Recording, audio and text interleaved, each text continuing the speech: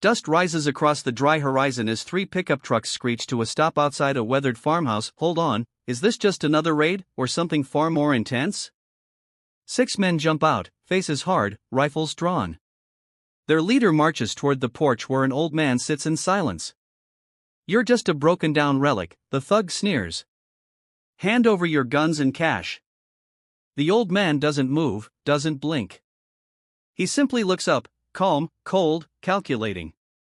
The leader snatches the man's hat and throws it into the dirt. "You hear me?" Still no answer. But the old man stands slowly, steadily, his presence unsettling. The gang had come for money. Instead, they'd awakened something far more dangerous. And by the time they realized who he was, they were already too close to run. Wait, could this quiet old man be hiding a deadly secret? At the far end of a sun-bleached road in northern Arizona, where the dust hangs in the air like memory, sits a modest ranch house flanked by dry grass and stubborn cottonwoods. The paint is faded. The shutters creak when the wind shifts. But one thing never falters. The American flag out front, raised at dawn, lowered at dusk, crisp and proud. Never a day forgotten. That's Harold Finch's doing.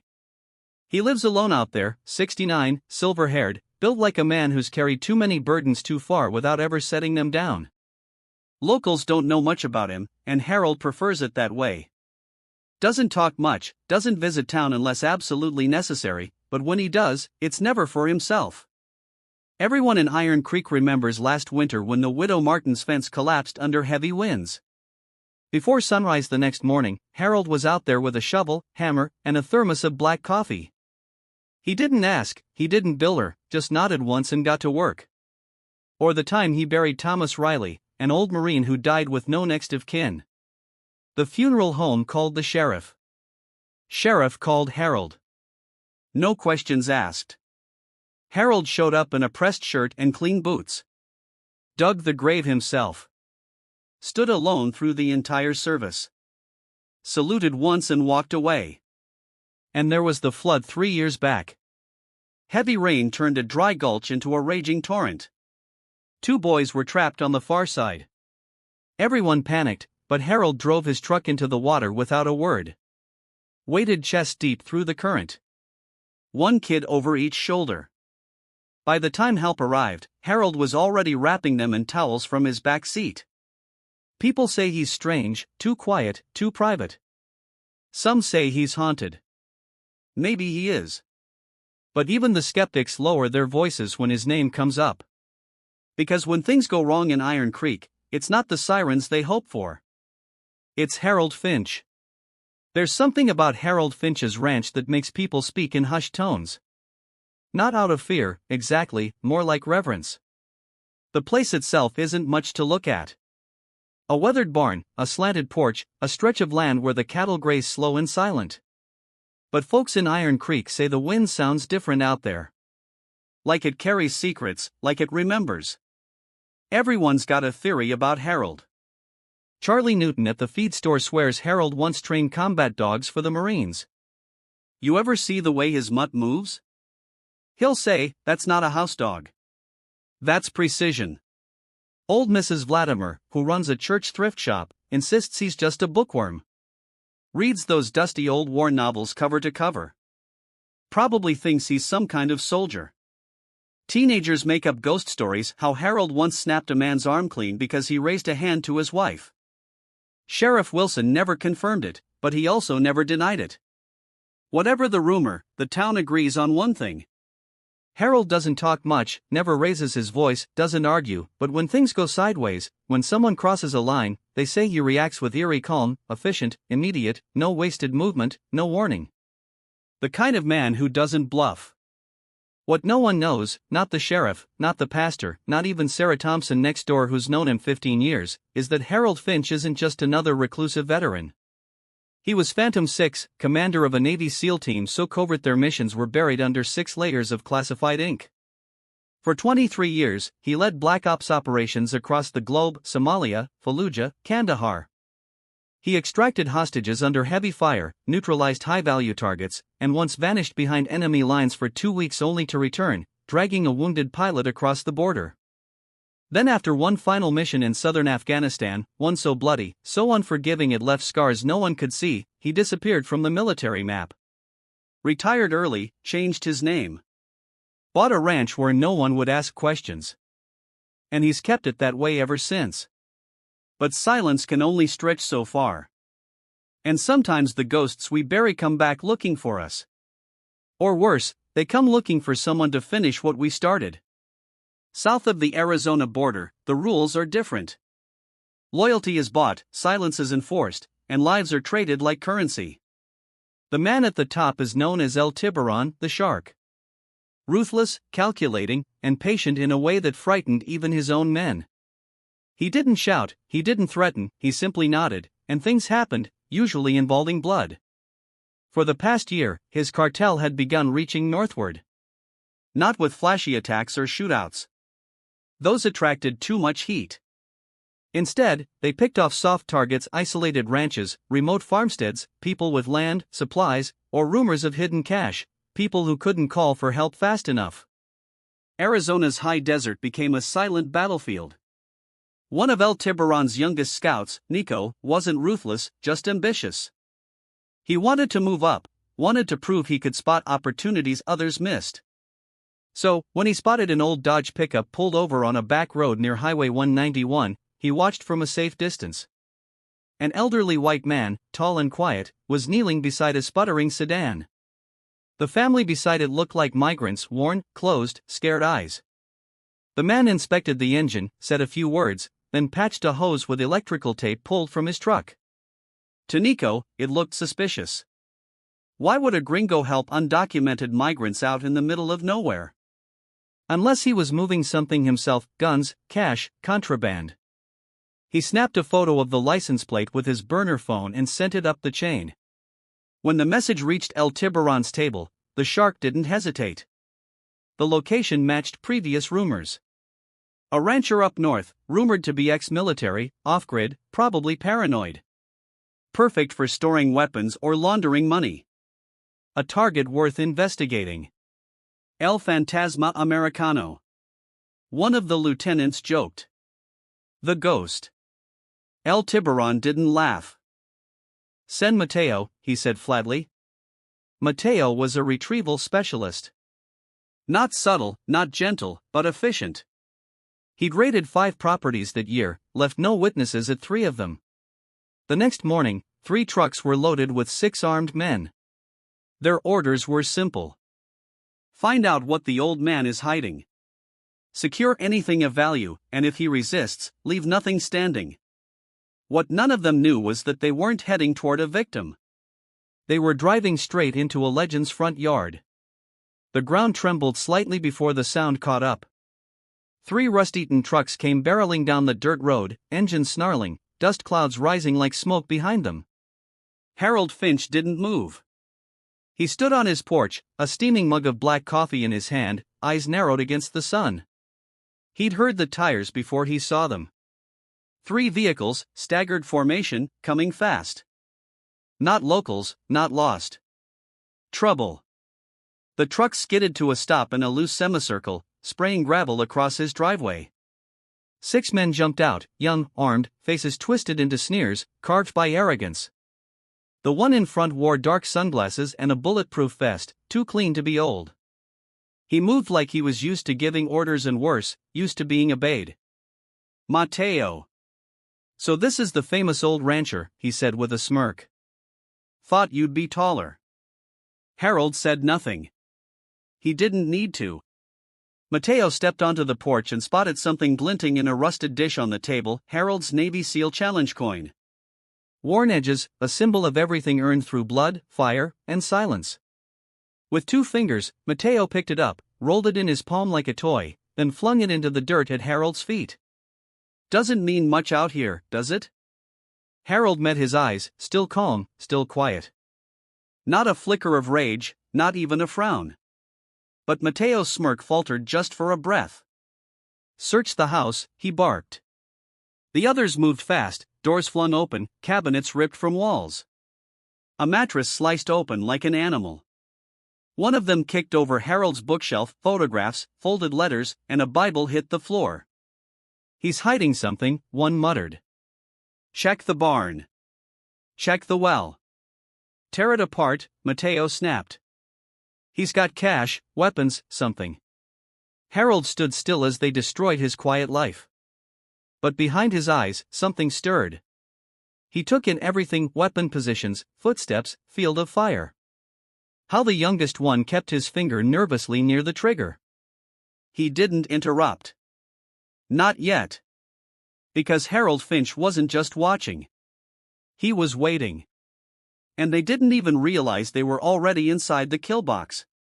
In the back room of Harold's modest home, a pry bar groaned against a heavy chest bolted into the floor. One of the cartel men grunted, wiping sweat from his brow as the lid finally gave way with a sharp crack. Inside, there were no stacks of cash, no weapons cache, no drugs, just a neatly folded American flag, a stack of photographs, laminated field maps, and rows of medals, each one gleaming even in the dust-filtered sunlight: Silver Star, Bronze Star with Valor, Navy Cross. And tucked beneath them, a faded black and white photograph, a group of grim-faced SEALs kneeling in desert gear, rifles slung across their chests. One man in the center stood taller, eyes sharp, even in monochrome. Harold Finch. Lewis, the youngest of the crew, stared at the photo like it had caught fire in his hand. His voice cracked. "Boss, I think we messed up. This guy, he's not just some farmer." Mateo snatched the photo, glanced at it with disinterest, then scoffed. "Just a damn story. Probably fake." He tossed the photo to the floor, stepped over the medals, and motioned toward the door. "Drag him out. Let's finish this." Outside, the desert heat had climbed higher, warping the air above the driveway. The wind had quieted like it was watching. They forced Harold to his knees in the dirt just off the porch. His hands were bound, his flannel shirt soaked with sweat and grit. One of the men popped the cap off a rusted gas can and began sloshing its contents over the steps and railings. Another thug pulled a rag from his pocket, stuffed it into an empty bottle, and flicked his lighter. Harold watched the flame catch with the cold clarity of a sniper, adjusting for wind. "You burn this place, you'll regret it," he said softly. Mateo smirked. "Only thing I'll regret is wasting a morning on an old man's fairy tales." Then for just a second, Harold's eyes locked onto Lewis, and Lewis looked away. The wind returned, hot and dry. The match was about to fall, but something had already snapped. Not a sound, not a move, just a shift in the air, like nature itself had taken a breath and held it. The crunch of tires on gravel broke the tension before the flame dropped. A blue pickup appeared from behind the sycamore, engine rumbling low as it pulled up the long dirt driveway. Dust curled behind it, cutting through the desert heat like a warning shot. Jenny Lee, 58 years old, sun-tough and no-nonsense. She ran the nursery supply store in town and had known Harold Finch longer than most: 15 years of neighborly silence, tool-sharing, and fence-post swapping. She knew he didn't talk much, but she also knew he never asked for help, and he never looked helpless. Which is why the sight before her froze her blood. Harold on his knees, hands bound. Strange men standing around with guns. The porch soaked in gasoline. Smoke from a Molotov rising in the air. Jenny's foot eased off the accelerator. One of the armed men took a step forward, hand hovering over a pistol. But before she could open her door, Harold spoke loud enough for her to hear, calm as ever. "Just business, Jen. Come back tomorrow." His voice was even, measured. But Jenny caught the message beneath the words. "Run now." She forced a smile, the kind women wear when pretending not to notice the knife under the table. "I was just returning your posthole digger," she called, holding up the tool from her passenger seat. The cartel leader, Mateo, strolled toward her with that same oiled grin. "We're just having a conversation, Senora. Your friend here is stubborn." Jenny nodded slowly. "All right, then," she said, putting the truck in reverse. "I'll see you tomorrow, Harold." She backed out with deliberate calm, eyes locked on Harold's until the last second. But once she was clear of the property, her hands shook. She didn't drive home. She sped straight to the only gas station in a 20-mile radius where fate, or maybe something more, was already moving. Outside Pump 2 stood her nephew, Captain Owen Ree, freshly back from deployment and fueling up his Jeep in full National Guard uniform. Jenny didn't park. She screeched to a halt, jumped out, and grabbed his arm. "Owen," she said, breathless. "Something's happening at Harold's place." And when she said his name, the captain's expression changed because Owen had seen war and he knew the look of a man who was about to bring it home. The dust hadn't even settled from Jenny's tires when another engine roared over the ridge. This one low and fast. A sand-colored Jeep cut through the dirt road like a blade, headlights glaring against the dry wind. Captain Owen Ree was behind the wheel, his uniform crisp. Despite the urgency, the sidearm on his hip more than ceremonial. In the passenger seat sat Corporal Dean Carter, a local guardsman who didn't ask questions. He just followed orders. When Owen told him, "We may be walking into something bad." When the Jeep crested the hill and the farmhouse came into view, Owen's instincts kicked in. 6 men armed, 1 bound hostage, fuel canisters, porch half-drenched, a lit bottle flickering in one thug's hand. This wasn't just a robbery. It was about to be an execution. "Hold," Owen said, slamming the Jeep to a stop and throwing open the door. All eyes turned to him, even Mateo's. "This is private property," Mateo barked, stepping forward like he owned the ground beneath him. "Military has no business here." Owen didn't respond at first. His eyes had landed on the dirt near the porch. Scattered across the ground were medals, real ones. Service stars, unit insignias, a Navy Cross gleaming in the sunlight, a forgotten crown. But it wasn't the medals that stopped him cold. It was the photo. A crumpled, dusty picture of a SEAL team in Fallujah, faces hard, gear-worn. And right in the center, a man younger but unmistakable. Harold Finch. Owen's heart thudded once, loud and heavy. He stepped closer, voice low but firm. "Sir, are you Commander Harold Finch?" "Phantom 6. Harold lifted his head. His face was calm, but his eyes, those ice-blue eyes, held history. "Ghosts." Silence. He gave the smallest nod. Owen stood straighter, then without hesitation, snapped to attention and delivered a textbook salute. "Sir, it's an honor. My father, Major Ree, spoke of you, said you pulled him from a collapsed tunnel in Kandahar, carried him 5 miles through enemy fire." The cartel men looked between them, confused. Mateo sneered. "He's just a farmer, some old man playing soldier." Owen didn't look at him. "This man," he said firmly, "is a warfighter, a commander, and if you don't walk away right now, he won't be the one you'll need to worry about." Harold didn't speak. He didn't need to. His reputation had already arrived. The silence stretched, thick, electric, like the calm before the storm doesn't just pass, it waits. Captain Owen Ree knelt to pick up a photo tossed carelessly to the dirt. He held it up, dusted it off with the edge of his sleeve. The image showed Harold, decades younger, drenched in sweat, hauling a wounded pilot across rocky terrain as tracer fire streaked overhead. "Syria, Operation Ashfall," Owen said in a loud voice, tight with awe. He carried Lieutenant Parrish for 2 miles with a collapsed lung and a shattered femur.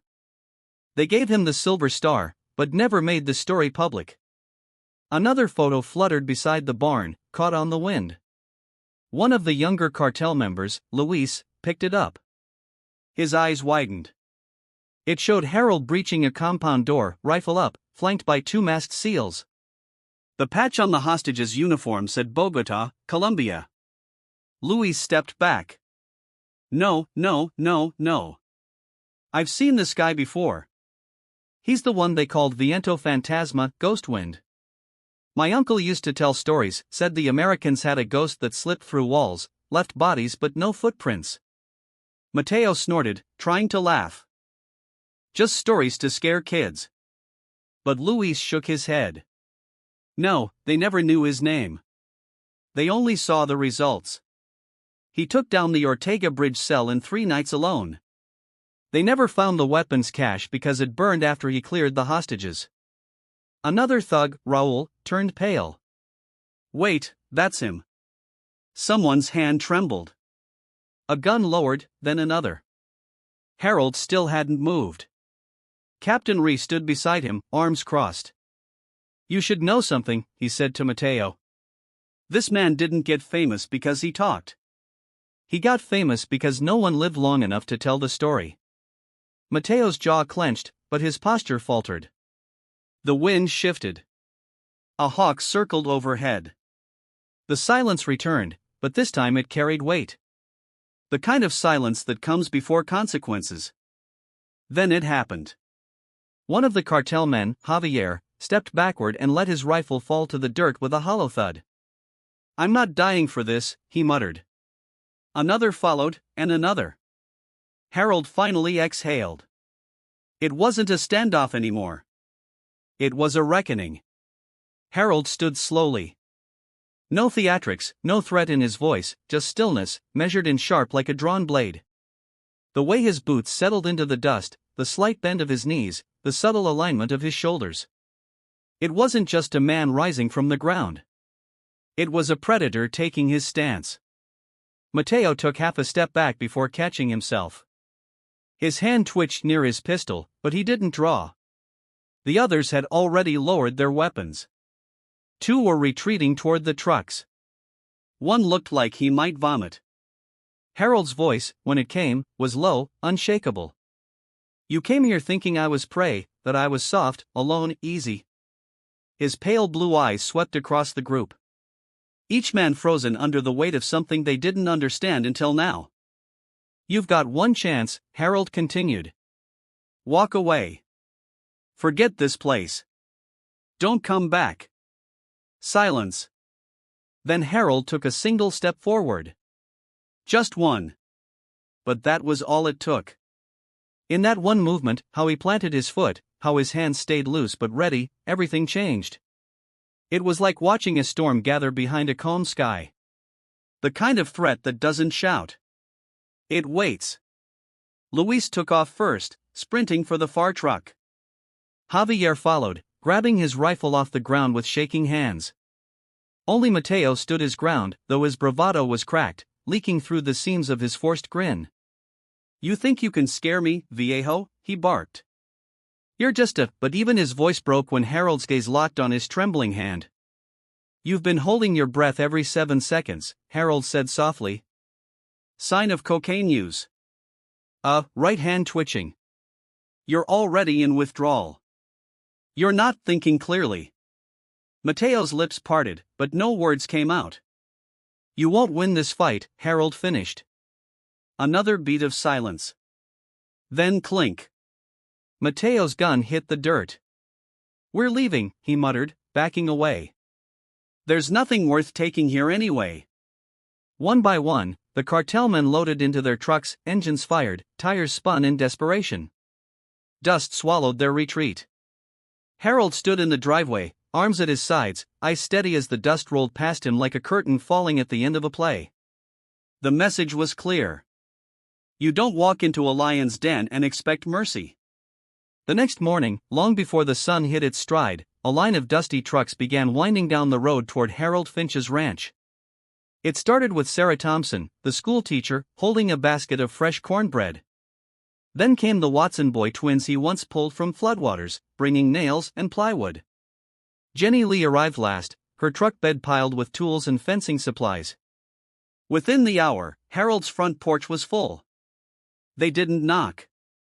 They didn't ask. They simply started sweeping broken glass, straightening furniture, stacking firewood, hammering siding. Not out of pity, out of respect. By midday, the sheriff's cruiser rolled up, followed by 3 more and a National Guard vehicle behind them. Sheriff Wilson stepped out, face but resolute, flanked by a dozen deputies in tan uniforms. He tipped his hat as he approached. "We came as soon as we heard Harold," he said. "I'm sorry we weren't here sooner." Harold didn't respond right away. He stood on his porch with a mug in his hand, the flag behind him whipping in the morning wind. The lines on his face were deeper than yesterday, but his posture hadn't changed. "It's handled," he said simply. The sheriff nodded. "I figured as much." Then quietly, more people began to arrive. Mr. Chen from the grocery store Harold never let close after the power went out. Evelyn Parks, whose disabled husband Harold fixed a wheelchair ramp for. Families from town. Farmers, kids, veterans in worn jackets and caps faded from time. No one spoke at first. They just stood in front of the porch, shoulder to shoulder. Then it started. One man stepped forward, Vietnam patch on his jacket, and saluted. Another followed, and another. Soon, a dozen veterans, old and young, limping, scarred, stoic, stood in a line, each raising a salute to the man no one had truly known until now. He had never asked for thanks, never told a story. But stories have a way of escaping like wind under a door. Harold looked out at the people he'd lived beside for years, the ones he quietly served, protected, and never expected anything from in return. And in that moment, he said nothing. He just nodded once, his eyes sharp and proud. It was all he needed to say. The sun was sinking low, casting long golden shadows across Harold Finch's ranch. The chaos from the day before had faded, leaving only the quiet creak of wood, the occasional hammer strike, and the soft murmur of wind slipping through the cottonwoods. Most of the crowd had gone home, but one man remained. Captain Owen Reese stood beside Harold, sleeves rolled up, sweat streaking the back of his neck as he tightened a hinge on the busted front gate. "Sturdy as hell," Owen said, testing the swing. "Kind of like the guy who lives here." Harold gave a half-smile and passed him a rusted screwdriver.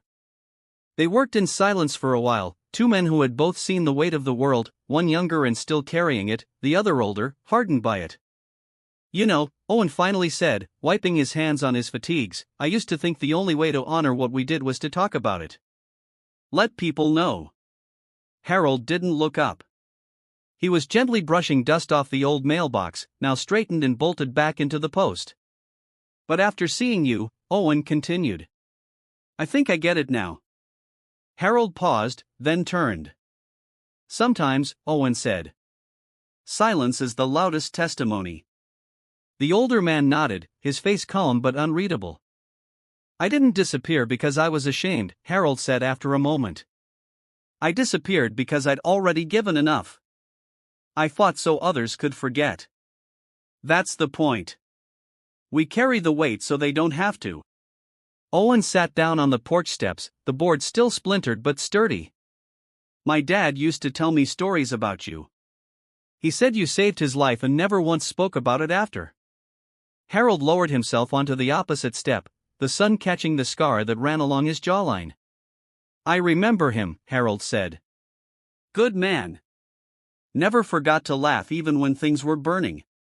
For a while, they sat in that soft, quiet, just wind, old wood, and a fading orange sky.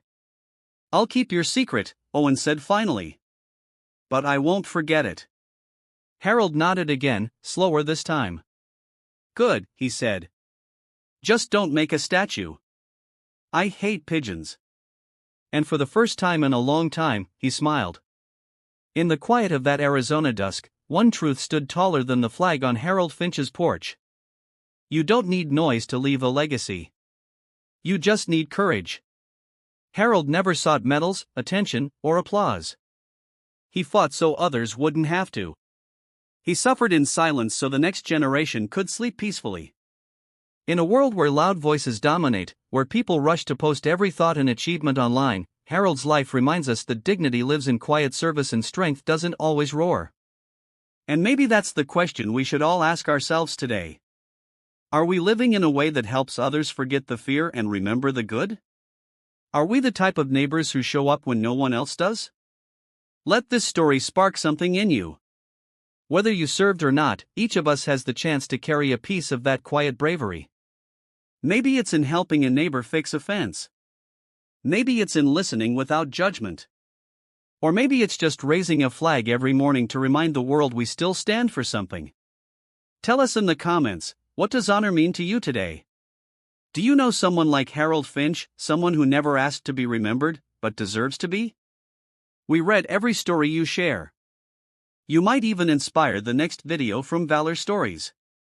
Thank you for watching and for honoring the values that matter: respect, duty, and kindness. If this story moved you, please consider liking the video, subscribing to Valor Stories, and sharing it with someone who still believes in quiet heroes. Because sometimes the strongest voices are the ones that never needed to speak.